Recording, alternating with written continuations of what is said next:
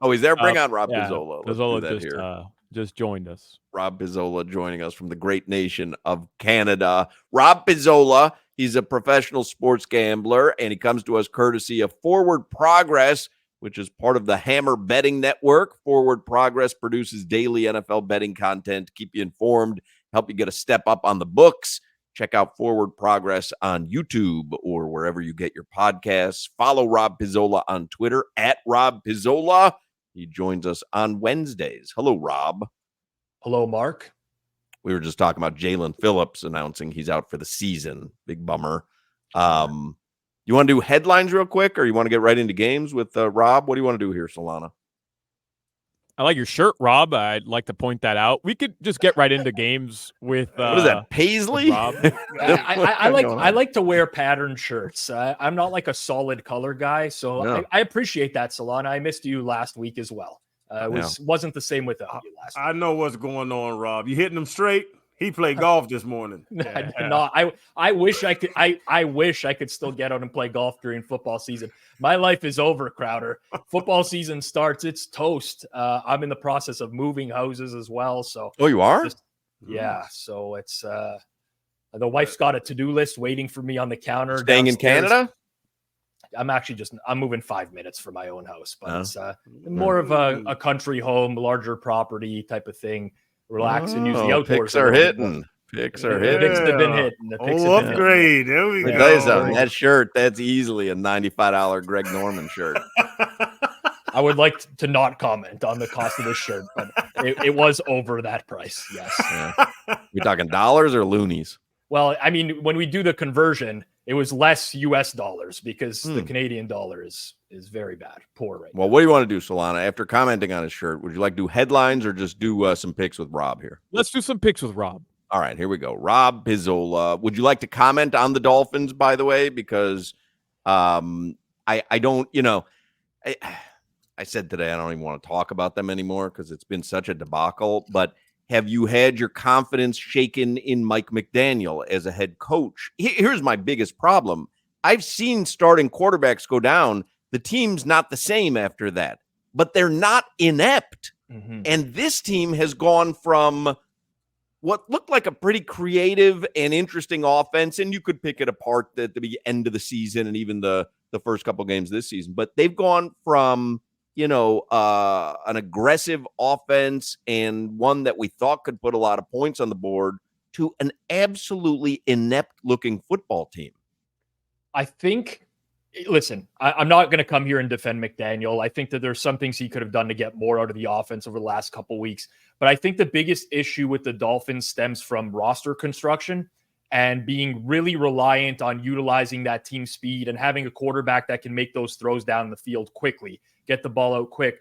A lot of these quarterbacks that they've had in recent weeks, Skylar Thompson, Tim Boyle, we saw Scoop Huntley last week, they're just not processing much at the line of scrimmage. It makes it really challenging. Like, at some point, you definitely have to put onus on the head coach. You got to get the most out of your team. Is he getting the most out of his team? I would say he's not. But I think that there's a combo of factors. And too often when we're evaluating sports, we just tend to find the scapegoat or pin it on one person. And it's okay to say it's all these things add up to being the Dolphins bad, right? The Dolphins being bad right now. They don't have a good quarterback situation. They've built a roster that was built around getting the ball downfield and out of Tua's hands quickly that these other quarterbacks can't run. And the coach isn't making a lot of adjustments. On top of that, they're dealing with a lot of injuries as well. Kendall Fuller last week was a big one for them at corner. Teron Armstead on the O-line. So it's all these things that just add up to them being bad right now.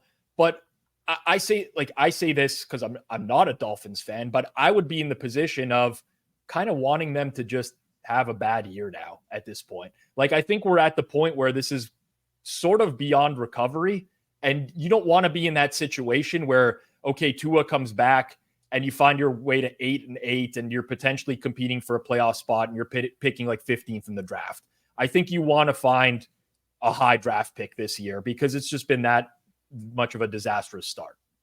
Can you imagine Chris Greer having to go to Stephen Ross and saying, You know what? I think we need to kind of shut it down here. Like Stephen Ross don't want to hear that. I think that would be the end of Chris Greer's employment. But I don't disagree with you, Rob. And by the way, I've seen that a lot on social media from Dolphins fans, especially now when the Jalen Phillips news starts to come out. Like people are like, yeah, shut it down for the season. You're not going to be able to compete at a great level. You're probably looking at this, middle of the road kind of season.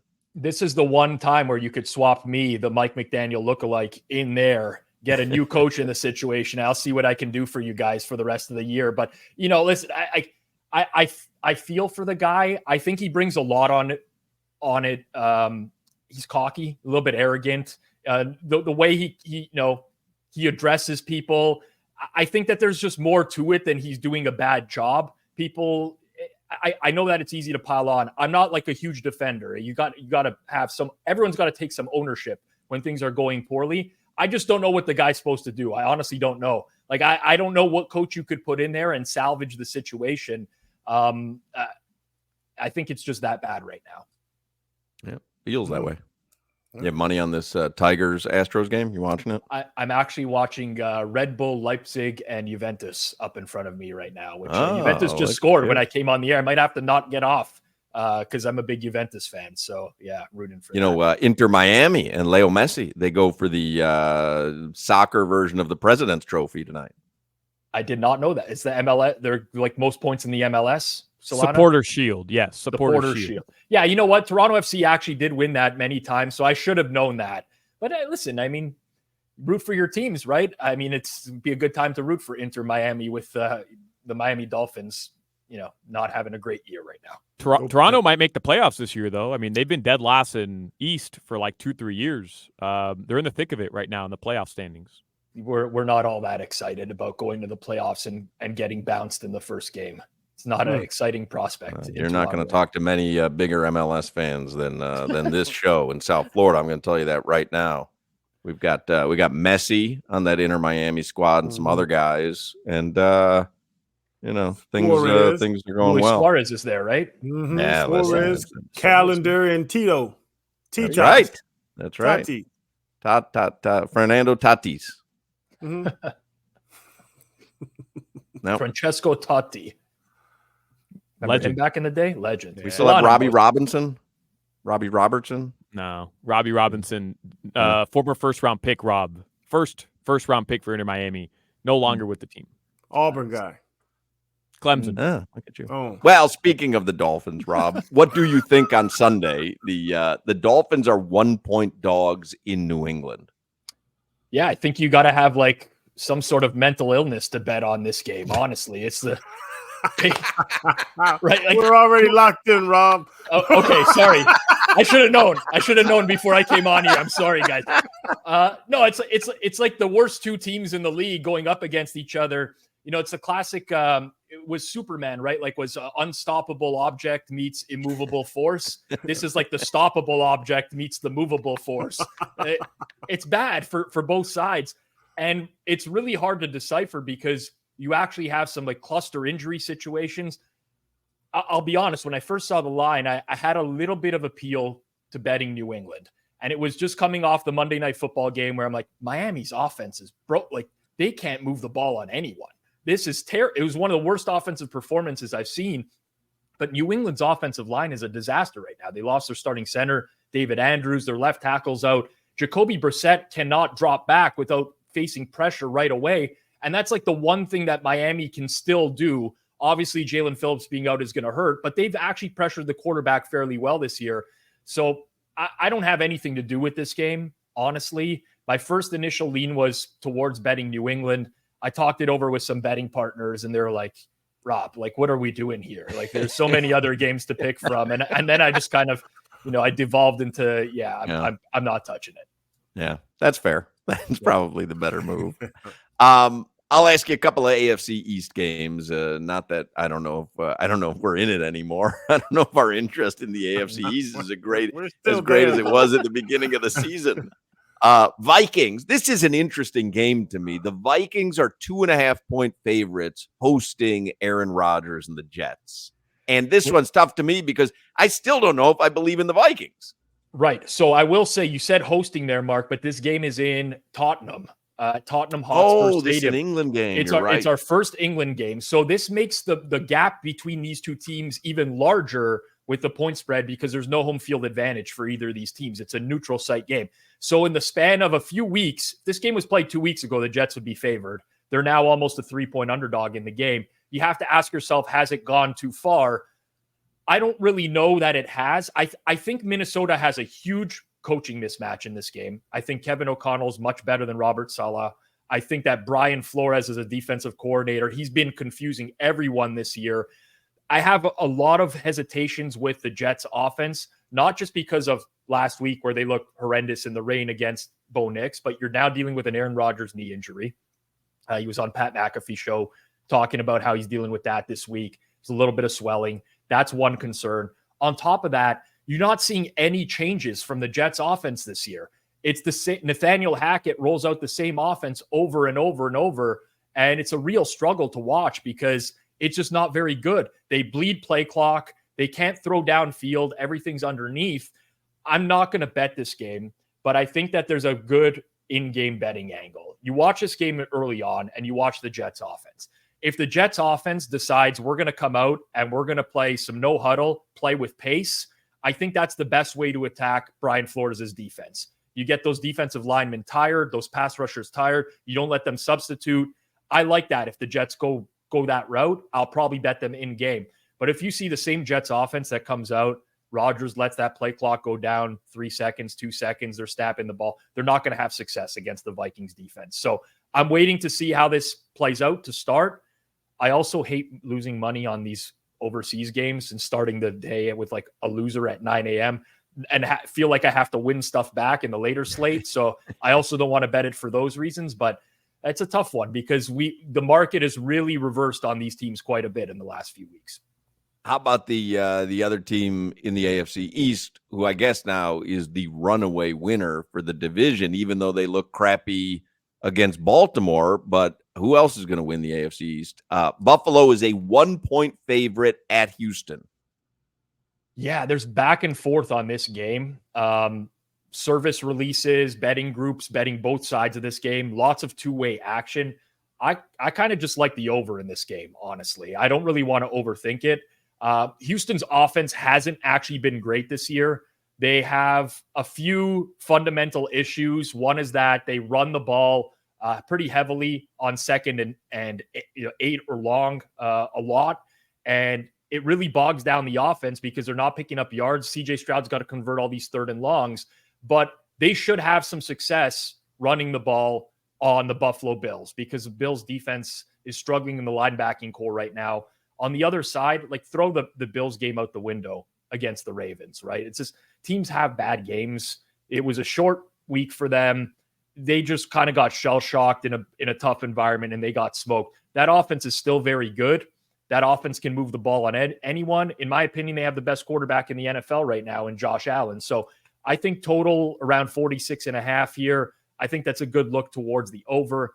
If I had to bet the game, I actually don't even know what I would do. I just think it's, I think it's a great price. I think the game's like a toss-up. It's a pick 'em between, I'd like to bet Buffalo coming off of a big loss, but Houston dogs at home right now, it's a tough one. So I'm going with the over in this game.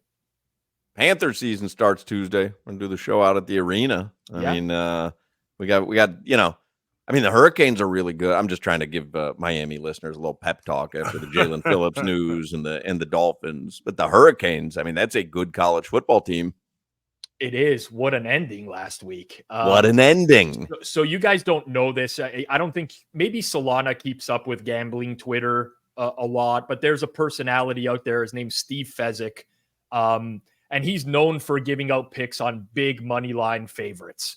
And 2 years ago, he gave out Purdue money line in the first round of the NCAA tournament at like minus 8,000, and they lost their opening round game. And since then, he still continued. Credit to him, he still continued to go down the path of, if I think a big favorite has value on the money line, I'll bet them. I'll give them out. But is that what he's known for? Is he known for betting massive money line favorites? He's a professional bettor. He's actually known for winning the Westgate Super Contest, the football contest, twice, 2 years in a row. This was many years ago when there were less participants in it, but that's what he's known for. He's developed a reputation for being the guy that is not scared to play big money line favorites. And he played Miami in that game and posted it. And then he played Miami in game as well at like minus 350, minus 400 and posted that. So we had a very unique scenario going on that night where all of gambling Twitter was cheering for Virginia Tech unanimously at once. Because what was the money line before the game? Not in game, but minus 800. Wow. Minus 800 in that game. I've never, I don't know where you guys have talked about this ad nauseum probably, but I did not think they were going to overturn that play. I just didn't think that there was enough where they would have overturned. I thought whatever they ruled on the field was going to have to stand because there was just like not enough good looks at what happened there. But what an insane ending. I love college football for that reason. I love football for that reason. You just get so many games that come down to the wire and end with some crazy play. So I was really tuned into that one. Yeah, that was fun. Oh, yeah. That was a good one. Speaking of gambling Twitter, Hawk and Crowder, if I told you these three names, what do they mean to you? Trey Palmer, Jeremy McNichols, and Xavier Legette. Like, would you guys know what they do, who they are? Teachers Running at my back. kid's school. Our very own Rob Pizzola hit a 171-1 three-leg parlay this past Sunday on those three guys anytime touchdowns in the NFL. Is that so? And you guys had never heard of any of those three guys. That's how good Rob Xavier Pizzola is. Legette, I have. He's always a factor for Arizona. Yes. So I will correct Solana on this one, Mark. I will correct Solana on this one. I do a Sunday morning show on Forward Progress. It's called Pizza Buffet. I just review all the games. I give my thoughts on all the games, including props. I that love a like. pizza buffet. Yes, I'm a fan as well. There's no more Pizza Hut buffets around where I live No, anymore. CC's Pizza, though. You can get it's crappy pizza, but it's delicious because it's only $5.99. Terrible. We don't have CC's here, but Pizza Hut used to have the dessert pizzas as well, which I also enjoyed. That was before I had diabetes. Now I don't go near that stuff anymore. But I know why. Yes. Solana he's trying to butter me up here. It's not entirely true. I hit all three of those players individually to score a touchdown. So, however, a lot of people who watched the show started sending in their tickets that they had played them in a parlay, including my producer for the show as well. So the parlay did pay 171-1 on those three players to score. Woo! Yeah. Wow. How about that? I bet you're bummed you didn't play the parlay. You know what? I'm okay with it. I had a great day. I had to go, I try not to dwell on those things that could have been. I've hit some big parlays this year. So yeah, you know what? It is what it is. I'm not going to dwell on it. I bet you're bummed, Mark, that I didn't send you those picks for a parlay. A little bit. I am. I've had a rough go of it. I had about 19 bets working on the Dolphins Monday night game. I cashed 2 tickets. Tyler Huntley, longest rush over 11.5 yards, and Tyler Huntley over 33.5 yards rushing because, I'm just playing that every week on the Dolphins. Yep. Now it doesn't even matter who it is. I'm riding with that. That's your angle now. Doesn't matter. I had Tyreek Hill over 4.5 receptions. He caught the 5th reception, but it was one of those illegal shifts that they got called for about 12 times. So that got taken back. I had Devon Achane anytime touchdown. He got stopped at the 1 foot line. Then they gave it to him again to give him the touchdown that he had earned, couldn't get in. And so then Tyler Huntley just ran it in. Yep. Cashed the Tyler Huntley anytime touchdown in that game. So what was your loss was my gain, Mark. How about that? We're like, it's like that classic. We do the Seinfeld intro when we come on here, right? Right. It's the classic Seinfeld episode where Jerry is always, he's always made even by someone else. Yeah. Exactly. It's a classic right there. Rob Pizzola, ladies and gentlemen. Follow him on Twitter at Rob Pizzola. And again, he comes to us courtesy of Forward Progress. It's part of the Hammer Betting Network. And you can check out Forward Progress on YouTube or wherever you get your podcasts. Thank you as always, Rob.